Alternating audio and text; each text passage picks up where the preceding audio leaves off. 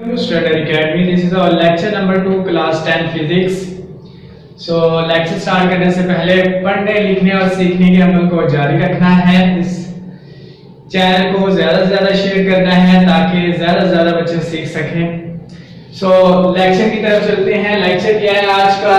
Motion of mass attach to a spring. थोड़ा सा intro मैं लास्ट लेक्चर में दे चुका हूं, लेकिन आज हम इसको ब्रीफली, जैसे आप लोगों के पास ये टॉपिक बहुत ज्यादा इंपॉर्टेंट है, फेडरल बोर्ड के लॉन्ग क्वेश्चन में ये आ सकता है। सो पीटी बोर्ड वाले स्टूडेंट भी इसको तैयार कर सकते हैं, बाकी भी स्टूडेंट इसको समझने के लिए तैयार कर सकते हैं। सो सबसे पहले के सिंपल हार्मोनिक मोशन क्या होती है? सो कल हमने पढ़ा था कि सिंपल हार्मोनिक मोशन होती है जिसमें जो फोर्स होती है वो डायरेक्टली प्रोपोर्शनल होती है डिस्प्लेसमेंट की and always directed towards the mean position होती है।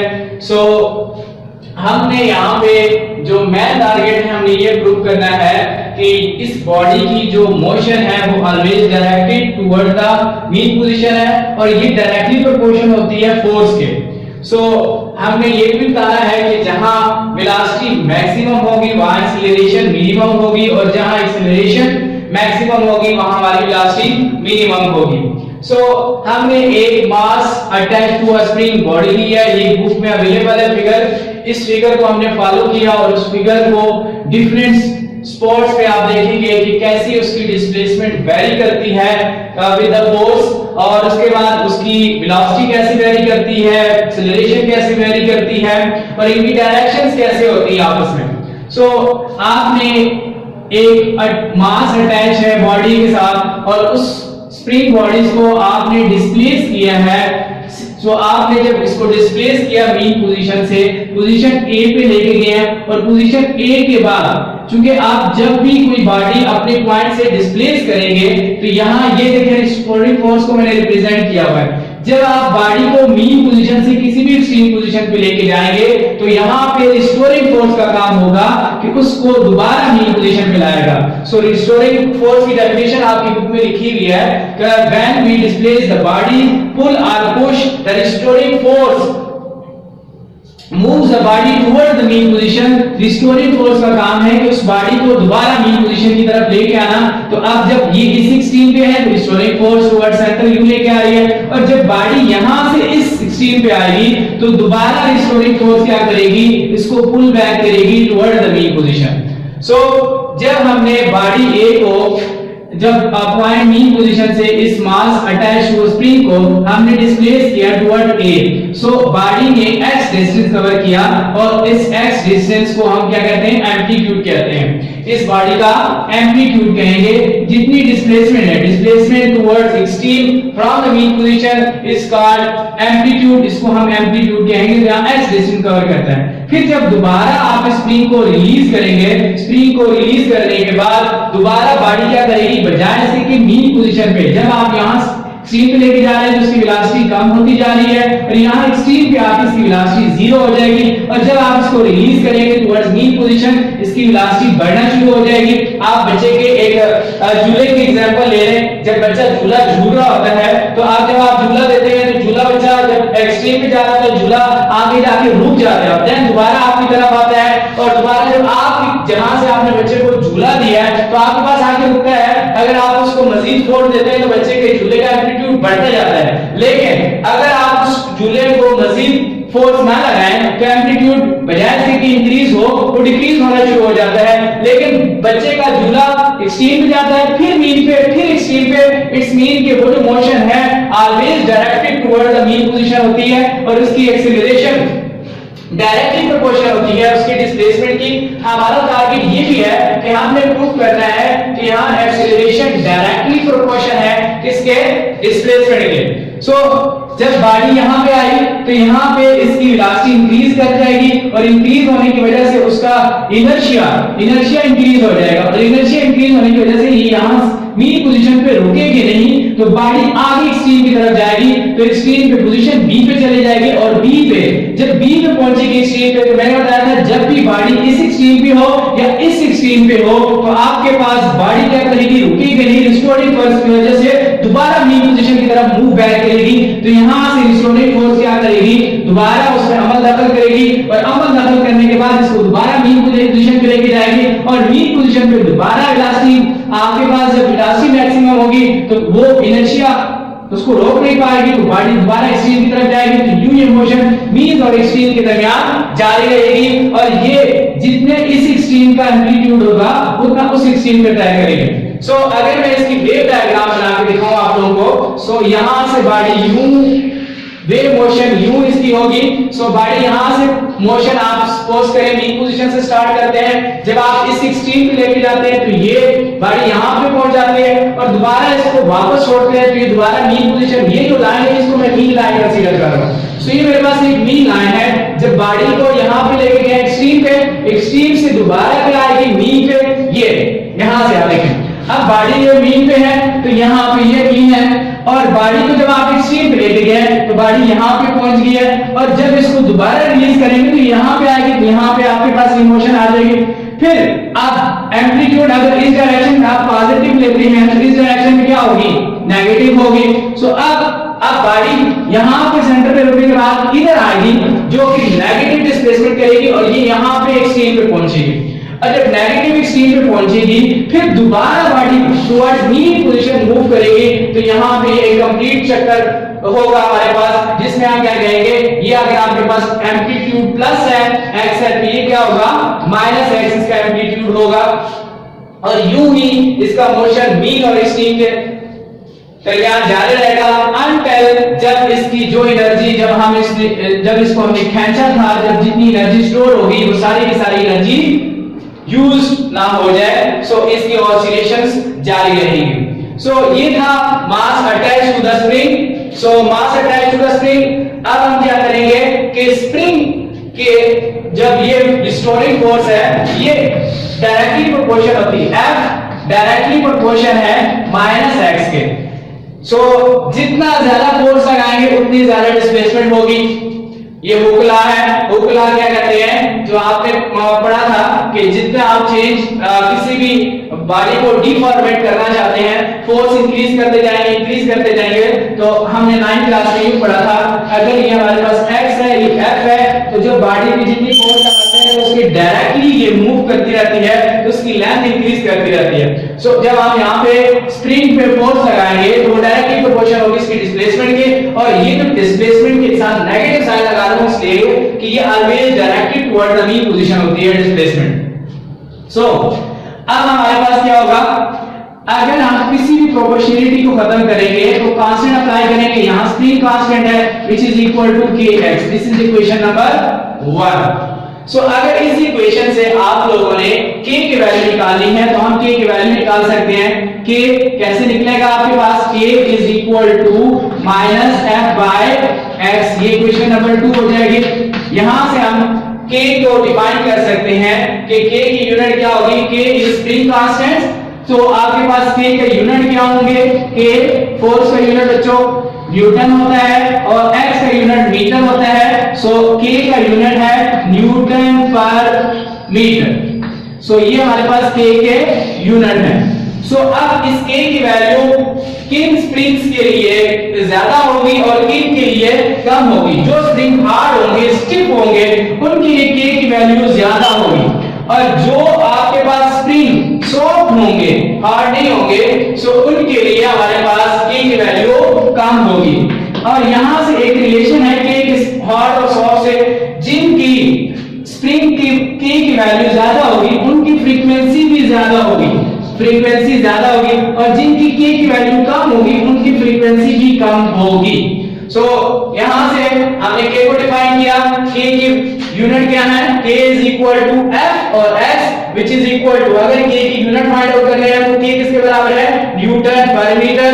और इसके साथ साथ हम ये कह सकते हैं कि k जो स्टिफ स्प्रिंग होंगे, जो हार्ड स्प्रिंग होंगे उनके लिए k की वैल्यू ज्यादा होगी और जिन स्प्रिंग की स्टिफनेस नहीं कम होगी या सॉफ्ट होंगे उनकी k की वैल्यू कम होगी। इसी तरह फ्रीक्वेंसी और k के दरमियान भी आपस में रिलेशन है, जब मैं इसका फाइनल टाइम पीरियड लिखूंगा तो वहां बताऊंगा आप लोगों को। से फ्रीक्वेंसी उसकी ज्यादा होगी और जब k की वैल्यू कम होगी तो उसकी फ्रीक्वेंसी काम होगी। So according to Newton's second law,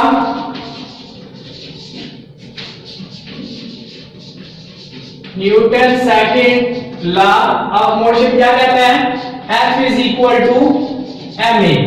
अब मैं अपने टारगेट की तरफ जा रहा हूं। टारगेट क्या था कि a डायरेक्टली प्रोपोर्शन है -x के। कोई भी बॉडी सिंपल हार्मोनिक मोशन में तब हो सकता है जब उसकी एक्सीलरेशन डायरेक्टली प्रोपोर्शन हो उसकी डिस्प्लेसमेंट के और वो ऑलवेज डायरेक्टेड हो टुवर्ड द मीन पोजीशन। सो हम अब इक्वेशन 2 में ये वैल्यू पुट करते हैं। इक्वेशन नंबर 3 कंसीडर कर लेते हैं हम। Put equation number 3 in equation number 2। अगर इक्वेशन 3 को 2 में पुट करूं सो हमारे पास क्या बनेगा? ये k is equal to minus ma over x। So x को क्रॉस मल्टीप्लाई कर दें x एंड देन मल्टीप्लाई में x से कैंसिल हो जाएगा। सो आपके पास ये बनेगा minus ma which is equal to kx।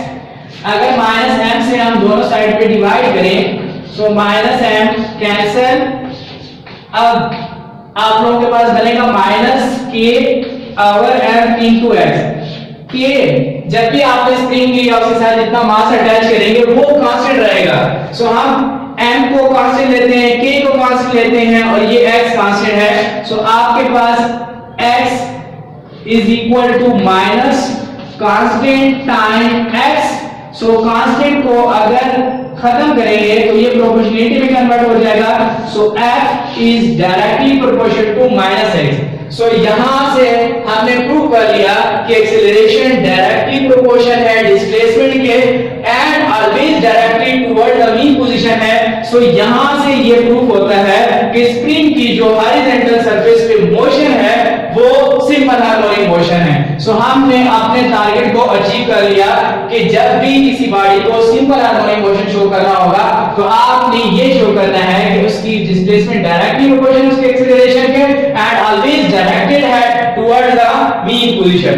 सो अब इसके बाद हम रिस्टोरिंग फोर्स को डिफाइन करते हैं। रिस्टोरिंग फोर्स क्या है? Restoring force always pushes or pulls the object performing oscillatory motion toward the mean position। क्या करता है? always perform करवाता है oscillatory motion, उसमें पुश करता है बॉडी को टुवर्ड द मीन पोजीशन कि बॉडी ऑलवेज डायरेक्ट हो टुवर्ड द मीन पोजीशन। तो ये हमारे पास सिंपल हार्मोनिक मोशन है। अब हम नेक्स्ट डायग्राम बनाते हैं। नेक्स्ट डायग्राम में हम ये बताएंगे कि जब हम बॉडी ऑसिलेटरी मोशन परफॉर्म कर रही होती है, जब ये एक्सट्रीम पे होती है तो इसकी काइनेटिक एनर्जी क्या होती है, जब मीन पे होती है तो काइनेटिक एनर्जी क्या होती है, जब इस एक्सट्रीम पे होती है तो काइनेटिक एनर्जी क्या होगी, और जब ये इधर इस एक्सट्रीम पे होगी तो पोटेंशियल एनर्जी क्या होगी, मीन पे पोटेंशियल एनर्जी क्या होगी और एक्सट्रीम पे पोटेंशियल एनर्जी क्या होगी। सो अब जो नेक्स्ट डायग्राम है वो पोटेंशियल एनर्जी और काइनेटिक एनर्जी की है। सो रिस्टोरिंग फोर्स बॉडी को रिस्टोर करती है टुवर्ड्स मीन पोजीशन, और रिस्टोरिंग फोर्स कहां ज्यादा होगी कहां कम होगी ये भी समझ लें आप लोग। रिस्टोरिंग फोर्स का काम है मीन पोजीशन पे लाना। जैसे कि एक बच्चे को कहा जाता है कि आप किसी दूसरे बच्चे को क्लास में लेके आए, जब वो बच्चा दूसरे बच्चे को क्लास में लेके आता है तो वहां पे उसका काम खत्म हो जाता है। सो यहां भी सेम ऐसे ही है, रिस्टोरिंग फोर्स बॉडी को टुवर्ड्स मीन मूव कराती है। तो जो बॉडी मीन पोजीशन के करीब आती जाएगी तो restoring force will be reduced as when the body is very close to the mean position. As body is moving towards the extreme position, then the restoring force will steadily increase, and then when the body is moving towards the mean position, then the restoring force will also decreases as when body reaches extremely at the extreme mean position, so exactly at the mean position, then the restoring force vanishes. So there inertia is increases when the body is very at extremely very at the mean position or exactly at the mean position, then the inertia is very important because the velocity of the body is maximum at that time. The body could not here stop here because of the inertia. The body is moving with a very high speed, then the body could not be stopped here. That's why the body will move toward the extreme position. So you have to know that at mean, exactly at the mean, the restoring force is become equal to 0 and the inertia is at mean position is maximum, and then at the extreme position the inertia is extreme position, the inertia is approximately equal to 0 and the restoring force is maximum. So now we have to count the potential energy and kinetic energy. This diagram is given in book. So here the body is in mean position. When the body is in mean position, so x displacement is equal to 0, and then when the body is in this extreme, so the displacement x is equal to its amplitude, positive amplitude, and this is at the negative amplitude. So at mean the kinetic energy is maximum because of the velocity is maximum. As we know that kinetic energy is 1 by 2 mv square. So here at mean the velocity is maximum, so the kinetic energy is also maximum. But at extreme the velocity is 0, so the kinetic energy is also 0. Here the extreme point the kinetic energy is 0. Now potential energy is what? PE is 1 by 2 kx square. So potential energy is depend on amplitude. So here at mean position the amplitude is 0. That's why the potential energy will be equal to 0. But here amplitude is अच्छा एक body है जिसको spring के साथ attach किया गया है, और इसका सिंपली मैंने सिंगल डायग्राम बनाई है जिसमें हम मीन और एक्सट्रीम को दिखा रहे हैं, और इसकी मीन पोजीशन पे जो डिस्टेंस कवर किया है वो 0 है। यहाँ पे x इज इक्वल टू 0 जब बॉडी मीन पोजीशन में है तो यहाँ एम्पलीट्यूड 0 है, और जब इस एक्सट्रीम पे आता है तो इसका एम्पलीट्यूड a होता है, और इस एक्सट्रीम पे जब आती है वापस बॉडी तो इसका एम्पलीट्यूड माइनस है। सो अब इसके डिफरेंट पोजीशन पे काइनेटिक एनर्जी और पोटेंशियल एनर्जी की वैल्यू क्या होती है ये हमने डिस्कस करनी है। काइनेटिक एनर्जी मीन पे मैक्सिमम होती है। क्यों मैक्सिमम होती है ये मैं बता चुका हूं कि मीन पे वेलोसिटी मैक्सिमम होती है और एक्सट्रीम पे वेलोसिटी 0 होती है, तो काइनेटिक एनर्जी 0 होगी because of kinetic energy is equal to 1/2 mv²। Kinetic energy depend करती है वेलोसिटी पे। अगर वेलोसिटी कम होगी तो काइनेटिक एनर्जी कम होगी, अगर वेलोसिटी ज्यादा होगी तो काइनेटिक एनर्जी ज्यादा होगी। सो मीन पे वेलोसिटी ज्यादा होती है तो kinetic energy maximum, mean extreme पे वेलोसिटी 0 होती है तो काइनेटिक एनर्जी 0। अब पोटेंशियल एनर्जी की बात करते हैं। पोटेंशियल एनर्जी डिपेंड करती है डिस्प्लेसमेंट पे। अब मीन पे डिस्प्लेसमेंट x या एम्पलीट्यूड 0 होता है तो पोटेंशियल एनर्जी 0, और यहाँ पे मीन पे देखें तो आपके पास एक्सट्रीम पे जो डिस्टेंस है डिस्प्लेसमेंट है वो कवर किया गया वो मैक्सिमम है तो पोटेंशियल एनर्जी मैक्सिमम है, और इस एक्सट्रीम पे जो डिस्टेंस मैक्सिमम है तो पोटेंशियल एनर्जी मैक्सिमम। अब दोनों का कंबाइंड ग्राफ है पोटेंशियल और काइनेटिक एनर्जी के डिफरेंट पोजीशंस पे काइनेटिक एनर्जी और पोटेंशियल एनर्जी की सिचुएशंस क्या होती हैं। काइनेटिक एनर्जी और पोटेंशियल एनर्जी डिफरेंट पॉइंट पे उनका सम इक्वल होता है, कांस्टेंट एक कांस्टेंट वैल्यू होती है जिसे हम कहते हैं एनर्जी कंजर्वेशन लॉ कि एनर्जी कंजर्व होती है। Total energy always equal to the sum of kinetic energy and potential energy. ये काइनेटिक एनर्जी का ग्राफ है और ये पोटेंशियल एनर्जी का ग्राफ है। Potential energy kinetic energy mean position x is equal to 0।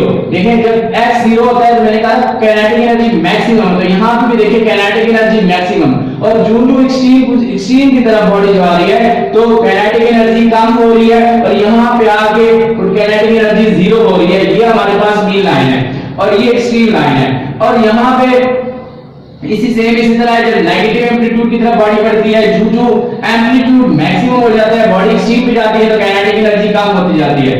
अब अगर पोटेंशियल एनर्जी को देखें मीन पे तो मीन पे पोटेंशियल एनर्जी 0 है, और जो बॉडी एक्सट्रीम की तरफ जा रही है पोटेंशियल एनर्जी इंक्रीज करती जाती है। और यहां पे देखें अगर दूसरी साइड पे मैं देखूं जब x is equal to a है तो यहां पे भी पोटेंशियल एनर्जी जो बॉडी एक्सट्रीम की तरफ मूव करती है तो पोटेंशियल एनर्जी इंक्रीज करती है। और काइनेटिक एनर्जी और पोटेंशियल एनर्जी हमेशा पॉजिटिव होती है because of the square time. Kinetic energy की वैल्यू भी पॉजिटिव होगी, पोटेंशियल एनर्जी की वैल्यू भी पॉजिटिव। अगर इनकी ग्राफ ड्रा करें तो हमारे पास हमेशा ये इनके मीन या अगर मीन लाइन है तो इनके ग्राफ मीन लाइन से ऊपर ही आएंगे, यूं आपके पास ही होंगे,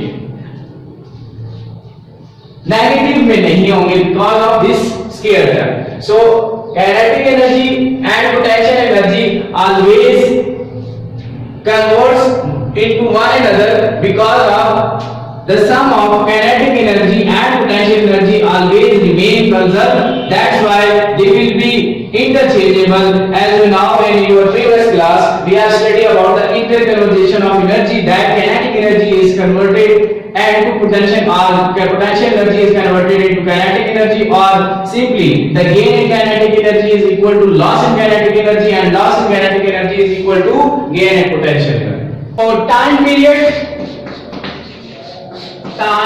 period for spring constant or spring mass attached to the spring is equal to T is equal to 2 pi under root m over k. So यहाँ पे टाइम पीरियड डिपेंडेंट है mass of spring system में, और इसके साथ साथ spring constant भी। ये दो चीजें हैं जिन पे डिपेंड करता है, और एम्पलीट्यूड इंडिपेंडेंट है ये। सो इंडिपेंडेंट किससे है? एम्पलीट्यूड पे। एम्पलीट्यूड पे इंडिपेंडेंट है। और अगर आप क्वेश्चन आता है कि अगर किसी स्प्रिंग का सिस्टम का मास डबल कर दिया जाए तो उसमें टाइम पीरियड पे क्या फर्क पड़ेगा? सो लेट्स सपोज ये हमारे पास टी टाइम पीरियड है, टी डैश निकालना है आपको। अगर m को 2m कर दिया जाए, so t dash is equal to 2 pi, m को क्या कर दिया आपने? 2m divided by k। अब t is equal to 2 pi, और इसको मैं क्या ऐसे लिख सकता हूं, अंडर रूट 2 इंटू m और k। और इस अंडर रूट 2 को अगर मैं स्टार्ट में लिख लूं ऐसे तो ये बनेगा 2 पाई m और k, और ये 2 पाई m और k क्या है? ये तो हमारे पास टाइम पीरियड है। So t dash which is equal to under root 2 time t। So अगर आप मास को डबल कर देंगे तो टाइम पीरियड इंक्रीज करेगा अंडर रूट 2 टाइम, और अगर हम 3 टाइम कर देंगे तो अंडर रूट 3 टाइम, और अगर हम 4 टाइम्स करेंगे तो 2t हो जाएगा, उसमें डबल हो जाएगा। सो इसी तरह अगर आप k को अगर स्टिफ स्प्रिंग इस्तेमाल करते हैं तो टाइम पीरियड कम होता जाएगा बिकॉज ऑफ ये इनवर्स है। सो आपके पास ये कम होता जाएगा। अगर सॉफ्ट स्प्रिंग इस्तेमाल करते हैं तो टाइम पीरियड इंक्रीज करेगा। अब इसी तरह फ्रीक्वेंसी के साथ इसका रिलेशन है। आपको पता है कि t is equal to 1 over f, और हम लिख सकते हैं f is equal to 1 over t। So आपके पास ये बनेगा 2 pi under root m over k। अगर मैं इसको रेसिप्रोकल लूं तो 1, अब आपके पास 2 पाई, ये क्या बन जाएगा आप लोगों के पास? ये बनेगा k ओवर m। सो यहां से आप देखें, अगर आप स्टिफ स्प्रिंग लेंगे तो फ्रीक्वेंसी इंक्रीज करती जाएगी, अगर सॉफ्ट स्प्रिंग लेंगे तो फ्रीक्वेंसी डिक्रीज करती जाएगी। सो यहां पे देखें, अगर आप स्टिफ स्प्रिंग लेते हैं तो टाइम पीरियड कम हो जाता है, और अगर सॉफ्ट लेते हैं तो टाइम पीरियड ज्यादा हो जाता है। लेकिन फ्रीक्वेंसी में देखें, अगर आप स्टिफ लेते हैं तो फ्रीक्वेंसी इंक्रीज करेगी, अगर सॉफ्ट लेंगे तो फ्रीक्वेंसी डिक्रीज करेगी। तो ये वो तमाम पॉइंट्स थे जो आपको क्लियर कर रहे थे। ये इंपॉर्टेंट क्वेश्चन बन सकता है जो आपको कंसेप्चुअल दिया जा सकता है, ये भी एक इंपॉर्टेंट शॉर्ट क्वेश्चन बन सकता है जो आपको कंसेप्चुअल। उसके बाद ये पूछा जा सकता है कि spring mass attach motion depend किस पे करती है? मास ऑफ द स्प्रिंग पे और स्प्रिंग कांस्टेंट पे। इंडिपेंडेंट किसकी है? एम्पलीट्यूड इंडिपेंडेंट है। That's all from today. पढ़ने लिखने और सीखने के अमल को जारी रखना है और इस लेक्चर को अपने ज्यादा से ज्यादा दोस्तों के साथ शेयर करना है ताकि ज्यादा से ज्यादा बच्चे सीख सकें। चैनल को सब्सक्राइब करें, शेयर करें और लाइक करें और बेल का आइकन दबाएं ताकि हर एक नोटिफिकेशन आपको मिलती रहे। Thank you.